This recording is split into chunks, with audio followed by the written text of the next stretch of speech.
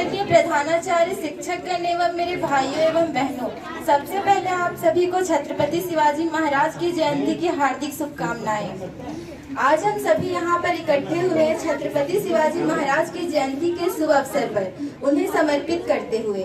शिवाजी महाराज एक ऐसे व्यक्ति थे जिन्होंने अपने अद्भुत योगदान के माध्यम से भारतीय इतिहास में अविस्मरणीय स्थान प्राप्त किया। छत्रपति शिवाजी की जीवन के माध्यम से हमें सीखने की अनेक महत्वपूर्ण बातें हैं। उनका विश्वास, साहस और निरंतर प्रयास हमें संघर्ष के मध्य सफलता की ओर आगे बढ़ने की प्रेरणा देते हैं। शिवाजी महाराज ने न केवल अपने विदेशी शत्रुओं से लड़ा, बल्कि उन्होंने अपने देश के भीतर हो रहे भ्रष्टाचार, अन्याय और अस्वाभाविक प्रथाओं के खिलाफ भी जंग लड़े। आज हम सभी को छत्रपति शिवाजी महाराज के उत्तम आदर्शों को आत्मसात करने का समय है।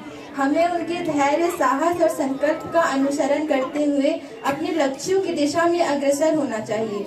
इस अवसर पर हम सभी को एक संकल्प लेना चाहिए कि हम छत्रपति शिवाजी के आदर्शों को जीवन में उतारेंगे और उनके प्रेरणादायक जीवन का आदर करेंगे। धन्यवाद।